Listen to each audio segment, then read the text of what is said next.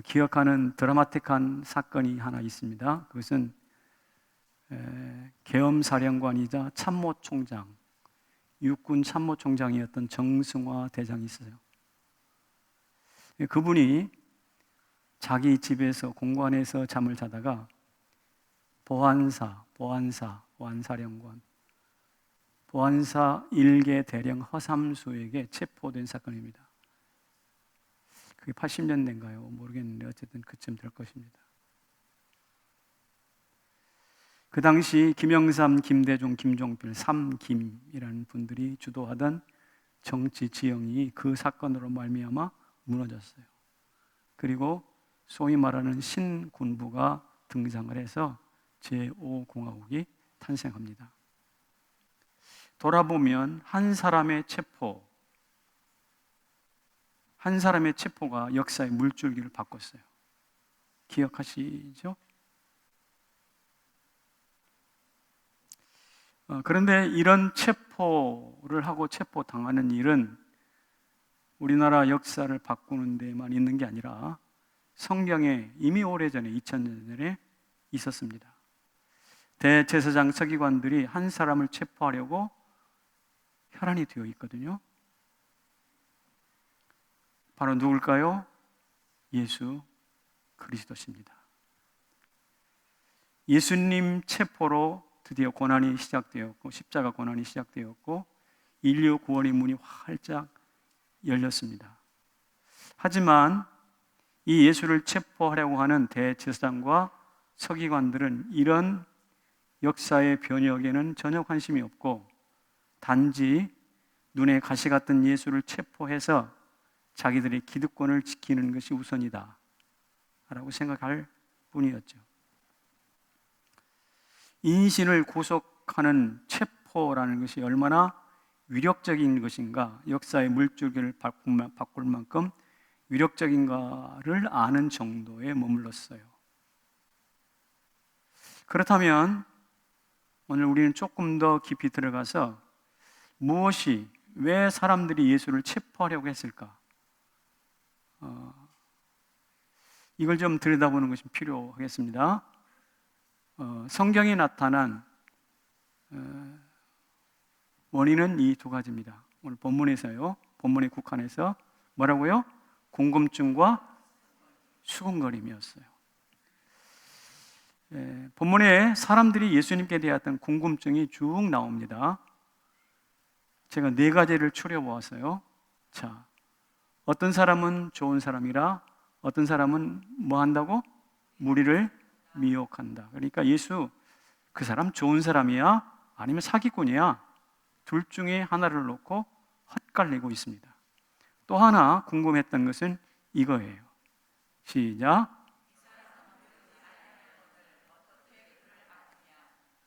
배우지도 않았는데 글을 줄줄줄 읽고 쓰고 연설하고 참 탁월하단 말이죠. 옛날에 학이지지란 말이 있고 생이지지란 말이 있습니다. 공자는 생이지지 날 때부터 알았고, 맹자는 학이지지 배워서 알았다라는 유교적 멘트가 있습니다. 뭐 사람들이 만들어낸 이야기겠죠. 그러나 분명한 것은 이 예수님이야말로 배우지 않았는데, 학문 훈련을 받지 않았는데 다 아신단 말이에요. 그게 궁금해요. 대단히 궁금해요. 천재성인가? 다음에 궁금증은 무엇인가 한번 보십시다. 시작. 우리가 대답하되 당신은 귀신 들렸도다. 누가 당신을 죽이려 하나이까? 사람들이 체포하려고 하니까 너희들은 왜 나를 체포해서 죽이려고 하니? 라고 했더니 누가 그런 짓을 했습니까? 당신 그 말을 하는 거 보니까 미쳤네요. 예수님에 대하여 뒤집어 쓰이고 추측하는 것입니다. 대단히 온당치 못한 멘트예요. 그 다음에 또 있습니다. 시작. 당국자들은 이 사람을 그리스도인 줄 알았는가? 말하는 거 보니까 귀신 들린 게 분명한데, 소위 이 나라를 통치하고 있는, 지도하고 있는 대제사장과 서기관들, 당국자들이라고 표현했습니다. 당국자들은 미친 예수를, 귀신 들린 예수를 메시아로 아는 거야 뭐야? 이런 이야기예요. 안타깝네. 자, 이것이 오늘 본문의 요한복음에 흘러가고 있는 예수님에 대한 궁금증이에요. 정리를 해볼게요. 좋은 사람이냐, 아니면 사기꾼이냐, 아니면 천재성을 가졌느냐, 아니면 귀신 들렸느냐, 아니면 진짜 메시아냐. 이게 백성들이 예수님께 대하여 가지고 있는 궁금증의 실체입니다. 그런데 이 궁금증은 어떤 형태로든지 참아내기가 어렵습니다. 궁금하면 못 참죠? 궁금하면 못 참죠? 저는 못 참아요. 그래서 지금 책을 펼쳐보더니 뭘 연구를 해야 돼요. 자, 두 번째로는 예수님을 바라보고 한 걸음 더 나가서 수군거리는 존재들이 있습니다. 예수님을 이제 궁금하는 정도가 아니라 수군수군 됩니다. 자, 읽어볼게요. 시작. 하늘에서 내려온 떡이라 하심으로 유대인들이 예수에 대하여 수군거려. 수군거리다. 이것은 조금 더 강한 의미입니다. 요한복음 6장 60일에도 비슷한 말씀이 나와 있습니다. 61절 시작. 예수께서 스스로 제자들이 이 말씀에 대하여 수군거린 줄 아시고 이르시되. 그러니까 유대인들이나 예수님 주변에 있던 제자들이나 수군거린 게는 마찬가지예요. 그러니까 예수님 귀가 대단히 따가웠을 것 같아요. 여러분, 주변에 있는 사람이 나에 대해서 수군수군하고 눈치를 주는 거 알아요, 몰라요? 알아도 금방 알아요. 그래서 누가 그랬어요. 수군거리는 것은 천둥보다도 더 크게 들릴 때가 있다. 천둥 소리보다 더 크게 들릴 때가 있다는 거예요. 귓속말을 하더라도. 여기서 왜 예수님께 대하여 수군거릴까요?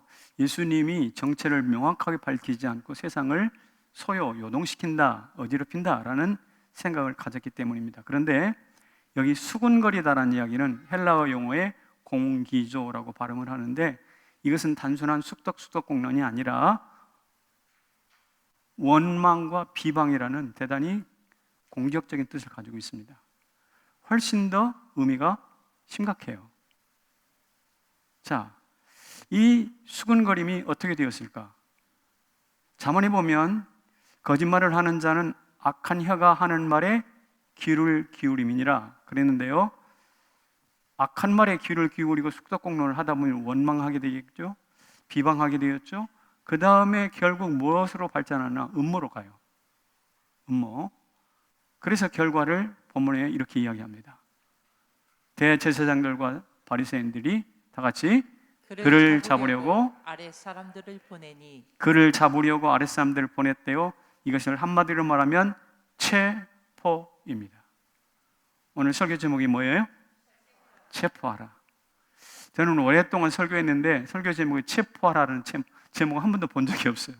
그래서 내가 너무 강한 설교 제목을 제시하나 싶어서 좀 망설여지기도 했는데, 어쨌든 오늘 이 본문의 굉장히 중요한 의미는 체포입니다. 자, 그렇다면 이 체포를 도대체 무엇이 나은 것인가? 앞에 말씀드렸어요. 첫째는 궁금함이었잖아요. 그 다음에 두 번째로는 수군거림. 인간이 가지고 있는 이 궁금증, 참을 수 없는 궁금증과 원망과 비방이 들끓는 수군거림은 결국 예수를 체포하게 만들었습니다. 다 같이 읽어볼게요. 시작. 예수를 체포하라. 드디어 체포 영장이 내려진 것입니다. 여기 체포는요, 헬라어 원문에는 피아조라는 단어를 썼는데 사냥하다라는 뜻입니다. 동물을 사냥하듯이, 겨울에 토끼를 사냥하듯이 예수를 그렇게 사냥했다라는 뜻이 되겠습니다. 네, 그리고 아랫사람들을 보내죠. 사냥꾼들을 보낸 것입니다. 그런데 이 아랫사람들이라고 표현된 말은 옛날에는 하속들을 보내니라 라고 이렇게 번역이 됐었는데, 요사로 말하면 종교경찰입니다. 경찰력이에요. 흔히 쓰는 말로는 공권력을 보낸 것입니다. 그러니까 자기들의 사사로운 기득권을 유지하기 위해서 누구를 보내는가? 공권력을 동원한 거예요. 탐욕을 채우려고 공공재를 사적으로 편취한 것입니다. 이것을 우리말로 바꿔본다면 공권력의 오남용이에요.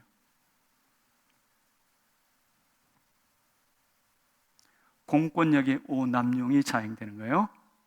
이것은 대단히 큰 죄입니다. 어쨌든 이렇게 공권력을 오남용했음에도 불구하고 체포는 성공했을까요? 실패합니다. 오늘 본문에 명확히 말씀하고 있습니다. 시작. 그를 잡고자 하는 자는 도 있으나 손을 대는 자가 없었더라. 잡고자 하는 자는 있으나 막상 손을 대는 자는 없었다라 그랬어. 왜냐하면 예수님을 지지하는 사람들도 있었거든요. 지지하는 사람들이 예수님 주변에 포진하고 있기 때문에 감히 체포를 실행할 수가 없어. 그리고 포기하고 돌아가는 겁니다. 사람들 때문에 체포가 좌절된 거예요. 두 번째는 또 다른 이유가 있습니다. 시작. 그들이 예수를 잡고자 하나 손을 대는 자가 없으니 때가 아직 이르지 아니하였음이로라. 여기 또 나오네요. 뭐가 이르지 않았다고요? 때가 이르지 아니하였다고 그랬어요. 그러니까 체포가 실패한 이유는 주변에 포진하고 있는 사람과 역사를 주관하시는 하나님의 때가 이루지 않았기 때문에 그렇습니다. 우리가 여러 인간사에서 실패를 경험하는 경우도 이와 비슷합니다. 주변에 있는 사람들이 방해를 한다든지 혹은 아직 때가 아니든지. 이 상황을 보면서 제가 머릿속에 떠올린 성경 구절이 하나 있습니다. 잠언 16장 9절에 있는데 사람이 마음으로 자기 길을 계획할지라도 그 걸음을 인도하시는 분은 여호와시니라. 여호와시니라. 범사에 내 지성과 통찰, 능력, 근육의 힘, 나의 에너지를 총동원해도 그것과 상관없이 하나님의 때에 하나님의 방식으로 이 세상은 돌아가게 돼 있다 이 말이죠. 이 하나님의 계획은 나의 무능과 오판에도 나의 지성과 통찰에도 영향받지 않아요. 그런 뜻에서 이 당국자들이 예수님을 체포하려고 계획을 세울 수는 있었지만 실행된다고 보장도 할 수 없어요.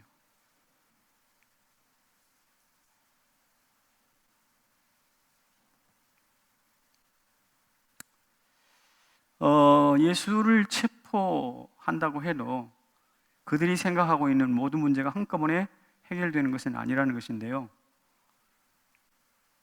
우리 같이 한번 이 말씀에서 대단히 중요한 교훈들을 좀 찾아보겠습니다. 예수님을 체포하려고 했는데, 그리고 체포를 해서 완전히 그들의 뜻을 이루려고 했는데 그 체포로 막을 수 없는 것들이 있어요. 예수님을 체포하면 모든 문제가 해결될 줄 알았는데 그게 아니라는 거예요. 자, 무엇이 안 되는 건가?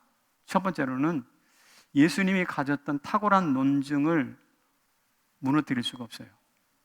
아까 말씀드린 것처럼 예수님은 배운 적이 없다고 그랬죠? 그렇지만 랍비들이 사용했던 논증을 자유자재로 구사하십니다.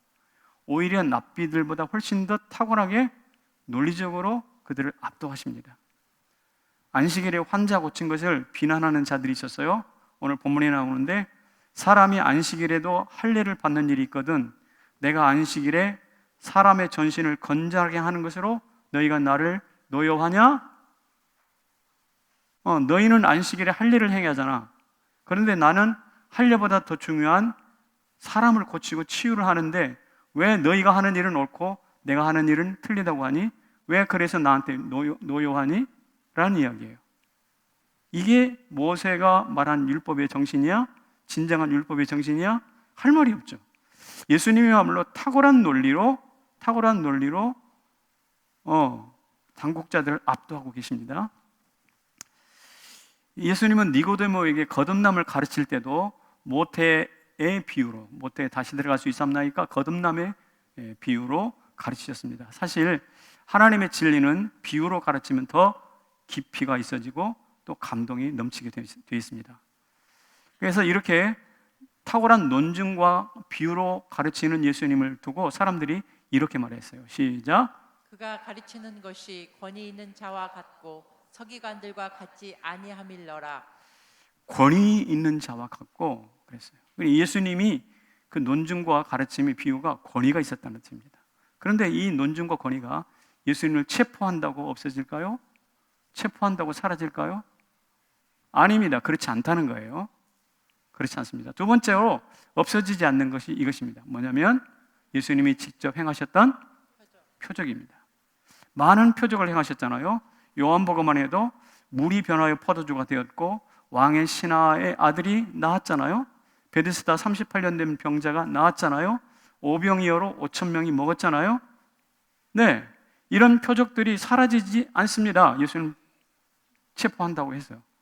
심지어 베드로 장모를 고치고 나인성 과부의 아들을 부활시키는 일들이 복음서에 나타나 있는데 예수를 체포한다고 해서 이 표적들이 없어지거나 사라지지 않는다는 것이죠.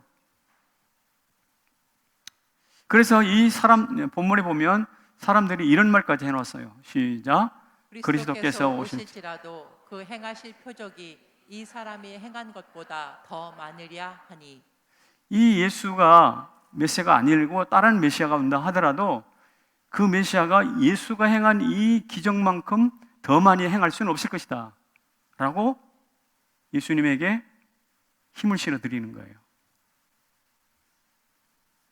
자, 어쨌든 예수님이 행하신 기적은 예수를 체포해서 없앤다 하더라도 사라질 리가 없어요. 지금도 우리가 알고 있잖아요. 지금 여러분과 제가 이 시간에도 그 표적에 대해 말하고 있잖아요. 사라지지 않습니다. 세 번째가 이것입니다. 생수의 강이 흘러나오는데 그것이 사라지지 않아요. 오늘 이제 예수님 오늘 본문 바로 뒤편에 보면 예수님이 초막절 큰 명절에 이렇게 이야기를 합니다. 외칩니다. 시작. 나를 믿는 자는 성경의 이름과 같이 그 배에서 생수의 강이 흘러나오리라. 여기서 생수의 강은 성령을 뜻하는데요. 성령께서 영혼의 갈증을 해결해 주실 것이다 라는 말씀을 하셨고, 이 말씀은 오순절 성령 강림을 통해서 완벽하게 이루어집니다. 그래서 사도행전 2장에서는 예수님이 부어주신 오순절 성령 강림을 이렇게 이야기합니다. 제가 읽을게요. 그가 성령을 아버지께 받아서 너희가 보고 듣는 이것을, 성령입니다. 성령을 부어주셨느니라. 그러니까 요한복음 7장에서 말하고 있는 생수의 강, 배에서 터져나온 생수의 강이 사도행전 2장에서 성취가 된 거예요. 자, 그런데 생각해 보십시오. 예수를 체포한다고 해서 이 하나님의 말씀, 생수의 강이 터져나올 게 안 터지고 사라지는가? 그렇지 않아요. 그렇지 않아요. 그러니까 예수를 체포한다는 것은 예수 그리스도의 존재와 영향력에 하나도 영향을 미치지 않아요. 사랑하는 성도 여러분, 우리는 이런 상황에서 어떻게 해야 될까요? 우리도 마음에 안 맞으면 저거 없애버려, 저거 내 눈에서 사라져, 이런 말 자주 하는데 그런 식으로 반응해야 할까요? 아니요. 그것은 대단히 미봉책이 어리석은 사람들이에요. 여기서 당국자들이 진정으로 해야 될 것이 무엇이냐면 예수를 체포하기보다는 이렇게 해야 됩니다. 뭐라고요? 예수님께 체포되라. 예수님께 체포되시기를 바랍니다. 예수님의 손에 붙잡히기를 바랍니다. 혹여 오늘 이 자리에 예수와 상관없이 살았다면, 예수의 손과 무관하게 살았다면 여러분의 누리는 자유는 가짜입니다. 여러분을 여러분 자신보다 더 깊이 알고 여러분들을 사랑하시는 그 예수님께 붙잡히시기를 주님의 이름으로 축복합니다. 내가 예수를 붙잡는 대신 예수님이 나를 붙잡으면 대박이에요. 내가 일하면 100억을 벌지 모르지만 하나님이 주시면 100억이 가능한 줄로 믿습니다. 손의 크기와 용량이 달라요. 내 손은 조막손이지만 아버지는, 우리 예수님의 손은 태평양이라고. 요한복음 15장 7절에서 이런 말을 해놓고 있습니다. 시작. 너희가 내 안에 거하고 내 말이 너희 안에 거하면 무엇이든지 원하는 대로 구하라. 그리하면 이루리라. 저 말이 예수님이 내 안에, 내가 예수님 안에, 주님과 내가 한 팀 된다는 것이거든요. 오늘 설교 용어로 말한다면 예수께 어떻게 되라? 체포되라는 뜻이에요. 저 말을 다른 말로 바꾸면 예수께 네가 예수님 붙잡으려 하지 말고 예수님이 너를 붙잡도록 체포당하시라, 이 말입니다. 여러분, 범죄해서 체포당하면, 경찰에게 체포당하면 부끄러움이겠지만 예수께 체포되는 사람은 행복이라고 저는 믿습니다. 정말 그렇습니다. 왜 그러냐면 내가 예수께 체포됨으로 말미암아 예수님 안에 있었던 논쟁의 지혜가 내 안에 부어지기 때문에. 할렐루야. 예, 예수님 안에 아까 있었잖아요. 사람들을 압도하는 그 논쟁력, 그게 우리 가운데 부어진다니까요. 언제? 예수께 체포될 때. 할렐루야. 기독교는 교리를 구축하고 체계적인 사고를 발전시키는 종교예요. 자신의 구원을 그렇게 될 거야, 구원 받을 거야 막연하게 보는 것이 아니라 논리적 체계로 설명해내야 합니다. 그래야 이단과 싸우고 세상의 철학과 다툴 수가 있어요. 성도들은 그래서 이 논리적인 지혜가 넘치기 때문에 세상 사람들은 말만 잘한다고 공격할 때가 있어요. 그러나 그 말은 가만히 따지고 보면 대단한 칭찬 중에 하나예요. 물론 행실이 따르지 않는 것은 대단히 문제이겠지만 어쨌든 말 잘한다고 공격당하는 것은 그리 부끄러운 일이 아니라는 것입니다. 여러분, 베드로를 보세요. 배운 게 없기는 예수님과 마찬가지예요. 그렇지만 사도행전 3장을 읽어보시면 아시겠습니다만은 그의 설교, 그 다음에 4장에서 논쟁이 나와요. 논증이 나오는데 그 내용을 읽어볼 때 얼마나 탁월한 지혜와 설득력을 갖추었는지 정말 입이 쩍 벌어질 정도예요. 반론이 불가능할 정도입니다. 그의 지혜와 설득력이 어디서 왔을까? 궁금증이에요. 그의 그 배운 불학무식하다고 그랬죠. 불학무식한 이 베드로가 그런 논리를 어디서 배웠을까? 이유는 간단해요. 누구로부터 왔어요? 예수님으로부터 왔어요. 예수님께 붙잡혔잖아요. 여기 계신 여러분들도 예수님께 붙잡으시길 바랍니다. 그 지혜와 능력과 설득력이 우리 가운데 부어질 줄로 믿습니다. 두 번째는요, 그분에게 있었던 표적과 간증이 따릅니다. 누구에게? 예수님께 체포된 사람에게. 베드로가 성전 미문 앞 안전뱅이를 붙잡아 일으켰습니다. 초대교회를 든든하게 세웠던 기념비적인 기적이거든요. 예수님께 붙잡히면 병이 낫고 귀신이 쫓겨가는 표적과 간증이 따르게 되었다라는 명백한 증거예요. 우리 DTS 팀들이 싱가포르로 아우니치 갔었잖아요. 국인가 그럴 거예요. 창의공항에서 이틀 동안 노숙했어요. 제가 그 노숙한 그 자리를 가봤어요. 제가 아프리카 갈 때. 마음이 짠했습니다. 그리고 하나님 인도로 숙소를 딱 찾아갔는데 싱가포르 YM베이스 찾아갔는데 바로 앞팀이 나갔어요. 앞팀이 나가고 우리 팀 들어갔는데 남은 방이 남자 7명 방, 여자 4명 방. 그러니까 남자 7명, 여자 4명만 잘 수 있는 공간이에요. 혼숙할 수는 없잖아. 근데 그들이 나간 그 자리가 딱 남자 7, 여자. 우리 멤버들이 그랬어요. 우리 멤버들이 남자 7이었고 여자 4이었거든요. 만약에 거기 방이 남자가 9이고 여자가 2이었으면 거기서 못 자.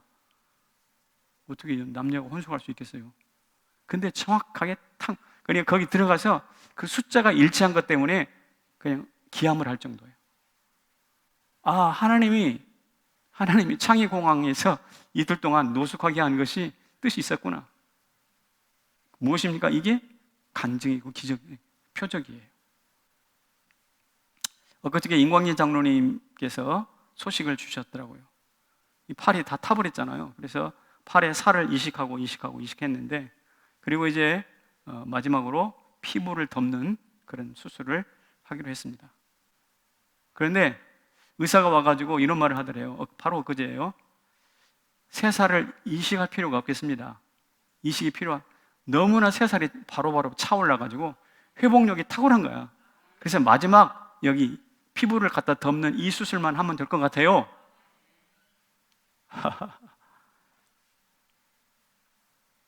심지어 처음에 그 사고를 당해 갔을 때는 치료 기간이 적어도 6개월, 길게는 1년까지 갈 것입니다 라고 했는데 아마도 6월 중순 이전에 나오실 것 같아요. 그러면 치료 기간이 4개월로 단축이 돼요. 여러분, 이게 우리 주변에 있는 예수 믿는 사람들이 경험하는 표적이요, 간증이에요. 왜 그럴까요? 그들이 하나님의 손, 예수의 손에 붙잡히기 때문이에요. 여기 계신 성도 여러분, 예수의 손에 붙잡히시길 바랍니다. 예수를 평가하고 구경하지 마세요. 예수의 손에 붙잡히세요. 그리고요, 끝나지 않습니다. 읽어볼게요. 시작. 생수의 강 성령 하나님을 만납니다. 할렐루야. 성령 충만의 특징이 있어요. 내가 예수께 붙잡히면 그 예수 안에 계셨던 성령이 충만하게 우리 가운데 와요. 얼굴이 여유가 있습니다. 제 얼굴 보세요. 괜찮지 않습니까? 마음이 푸근하고 근심이 한 방에 해결돼요. 근심이 한 방에 해결돼요. 왜? 저라고 근심 없겠어요. 그렇죠? 근데 우리는 이렇게 합니다. 저는 어려움이 있을 때마다 주여, 주여 이러거든요. 모르는 사람, 세상 사람들이 보면 저 사람 한숨 쉰다 그러겠지. 예? 근데 저는 주여, 이게 뭔지 아세요? 근심가스 배출 기간이야. 근심가스 배출 기간이라고요. 한숨이 아니에요. 왜? 예수 손에 붙잡혀 있으니까. 얼굴에 여유가 있다 보니 이렇게 근심가스는 다 배출해버리니까 젊어 보이잖아요. 제가 일부러 오늘 이 설교를 하기 위해서 때가를 좀 내고 왔는데 어쨌든 젊어 보이지 않습니까? 65살 65인데 나만한 젊음이 있어요? 젊어 보이는 거지. 어쨌든 왜 그럴까요? 생명의 영 성령께서 활기를 주시니까. 그래서 저는 화장품 뭘 쓸까요? 우리 우리 교회 어느 집사님이 보내주신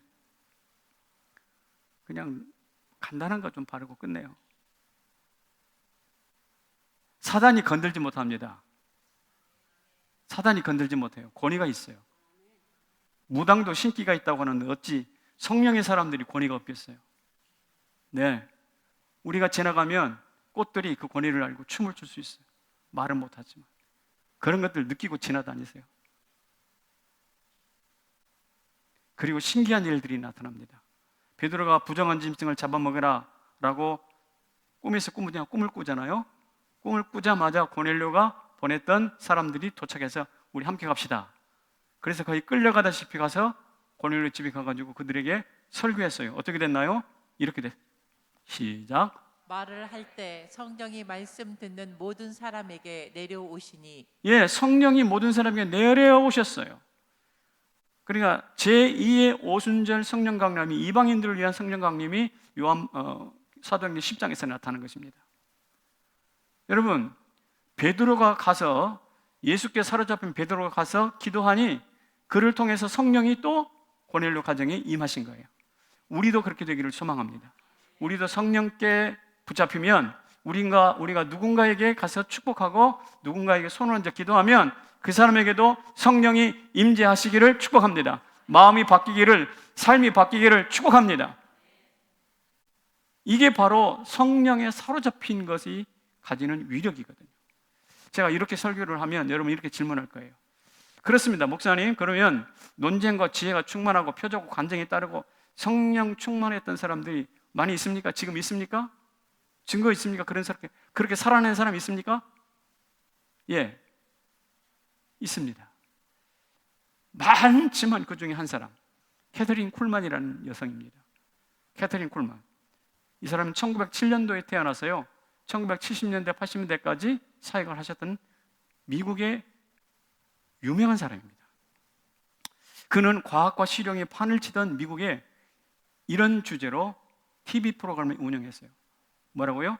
나는 기적을 믿습니다. 나는 기적을 믿습니다. TV 방송이에요. 이게 이 사람이 운영했던 TV 방송인데 전부 다 기적을 무시하고 과학을 믿던 그때 기적을 믿습니다 하면서 그 방송에서 치유 집회를 하는데요. 거기에 엄청난 사람들이 몰려왔고 수많은 병자들이 고침을 받아요. 다리가 이게 짝다리인데도 다리가 같이 이렇게 맞춰지는 그런 일들도 있고, 당대 빌리그리암이 유명했잖아요. 빌리그리암을 능가할 만큼 탁월한 설교, 웅변, 치료 이 일들을 감당했어요. 이분은 누구냐? 여성이에요. 그의 논리와 기적과 설득과 성령 충만은 많은 사람들이, 미국 사람들이 공유하면서 부러워했어요. 그 집회에서 수많은 병자들이 낫는 것을 눈으로 보았거든요. 그가 이런 말을 합니다. 사랑하는 성도 여러분, 두려움을 이기는 비결은 간단합니다. 예수를 믿으십시오. 주님이 이 땅에 계시는 날 동안 자주자주 하던 말씀이 무엇인 줄 아십니까? 두려워 말라입니다. 하늘을 우러러 주를 앙망하십시오. 믿음을 통해 당신을 두려움의 정복자가 되게 할 것입니다. 이게 이런 메시지를 캐서린 쿨만이 했어요.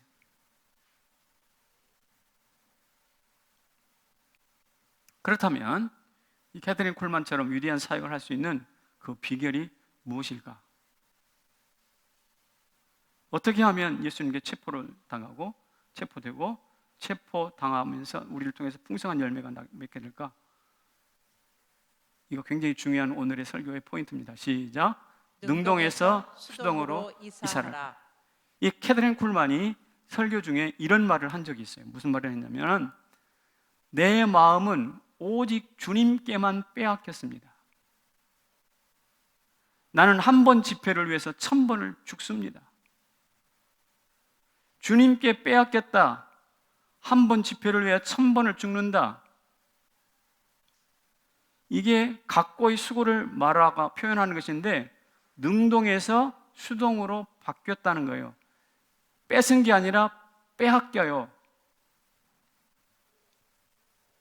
죽인 게 아니라, 죽는 게 아니라 1000번은 스스로를 어떻게 해요? 죽여요. 자기를 부인하는 거예요. 여러분, 신앙은 무엇이냐면 능동태가 아니라 수동태예요. 수동태. 거듭남. 여러분 부모님에게서 태어날 때 여러분 스스로 태어났어요? 스스로 나왔어요? 아무도 그런 사람 없어요. 엄마 뱃속에서 이제 10달 됐으니까 난 나갈래. 엄마 문 열어주세요. 그런 사람 있어요? 없잖아요. 예, 때를 따라 나아가게 하는 거예요. 출생입니다. 빨랫줄에 걸린 빨래, 바람에 흩날리죠. 주인이 거들 때까지 그 자리에 그대로 걸려 있어요. 완벽한 수동태입니다. 그러나 기억하십시오. 그때만큼 빨래가 깨끗하고 순수하고 뽀송뽀송한 때가 없어요. 가장 빨래다움이에요. 수동태입니다. 여러분, 운전을 봅시다. 여러분, 두 가지 운전 중에 어느 것을 원하십니까? 자가운전 하시겠어요? 기사를 두겠어요? 무슨 말인지 모르시겠어요? 여러분 스스로 자가운전을 하고 다니실래요? 아니면 기사를 두고 운전을 돌아다니실래요? 아직도 대답을 못해요. 대답할 때까지 우리 생각해요. 기사운전이잖아요. 누구든지 기사운전이에요. 기사 딱 주고 갑시다 그러면 스르르 가는 기사운전이잖아요. 돈 벌면 다 기사 둡니다. 왜? 그게 더 좋으니까. 제가 볼 때는 신앙도 자가운전하는 사람이 있어요. 자가운전하는 신앙 힘들어요. 그러다 사고 펑 나요. 그런데 예수님이 우리의 인생 운전대를 잡고 어떻게? 예수님이 나의 기사가 되어주셔서 수동태로 인생을 살아가는 사람이 있어요.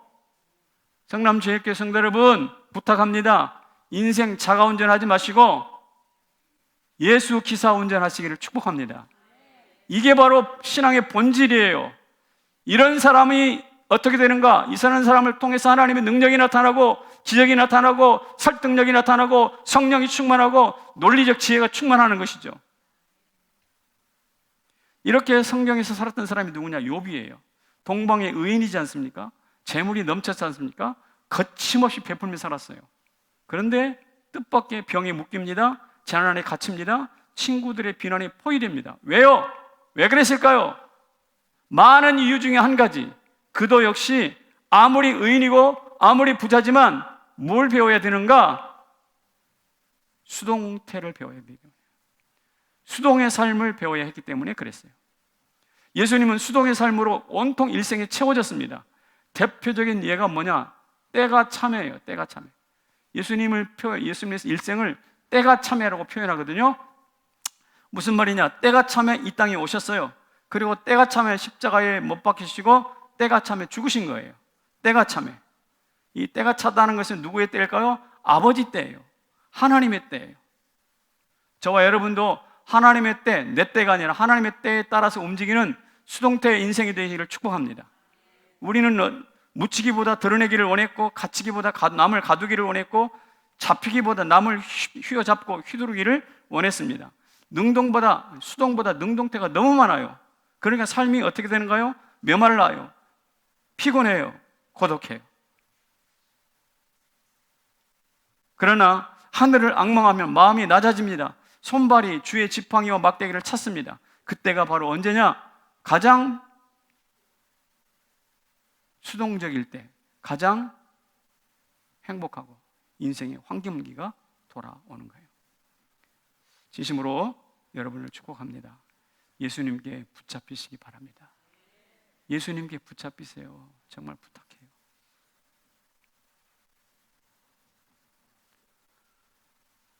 내가 예수님을 붙잡는 사람은 이런 말을, 이런 기도를 많이 해요. 주여 나를 도와주소서. 예수님께 붙잡힌 사람은 이런 기도를 많이 합니다. 주여 나를 사용하소서.